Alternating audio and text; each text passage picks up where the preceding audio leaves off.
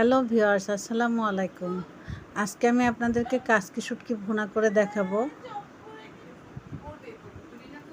খুবই টেস্টি এই রেসিপিটা।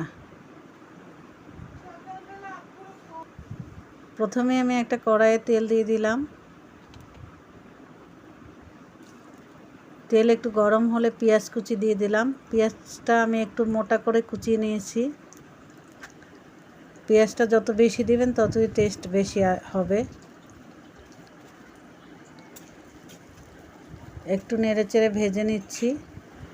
এবার আমি কিউব করে রাখা আলু দিয়ে দিচ্ছি। আলু আর পেঁয়াজ আবার একটু ভেজে নেব। একটু লবণ দিয়ে দিলাম।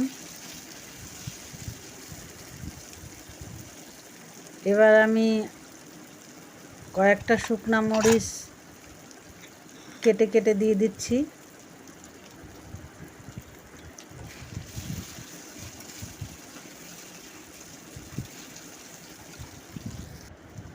আবার নেড়েচেড়ে একটু ভেজে তার মধ্যে রসুন কুচি দিয়ে দিচ্ছি।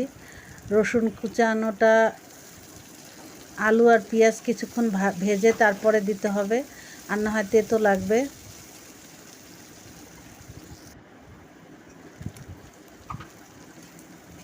একটু বাদামি করে ভাজা হয়ে গেলে তারপরে এর মধ্যে আমি হাফ চা চামচ রসুন বাটা দিব, হাফ চা চামচ আদা বাটা দিব।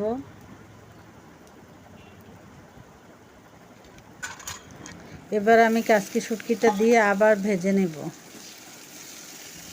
যাতে শুটকির গন্ধটা না থাকে। রসুন আর আদা দিয়ে শুটকিটা ভাজতে হবে। ভাজলে শুটকির যে কাঁচা গন্ধটা ওইটা থাকে না।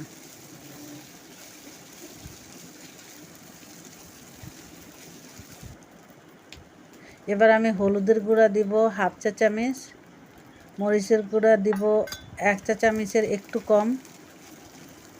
এটা ঝাল যে যে পরিমাণ খাবেন সেই পরিমাণে ঝাল দিবেন। এবার আমি 1 চা চামচ জিরার গুঁড়া দিয়ে দেব।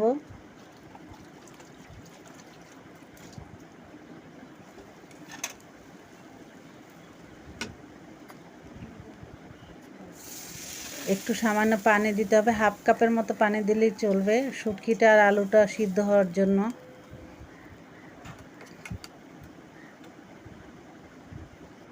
এবার ঢেকে দেব কিছুক্ষণের জন্য। কিছুক্ষণ পরে ঢাকনা তুলে আবার নেড়েচেড়ে দিব। ভালোভাবে নেড়েচেড়ে দিতে হবে।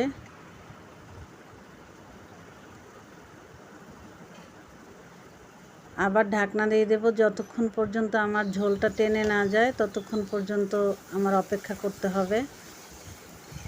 দেখতেই পাচ্ছেন ভুনা ভুনা হয়ে গেছে।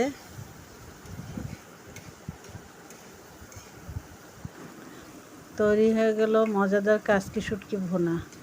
করেই দেখুন, আশা করি ভালো লাগবে আপনাদের।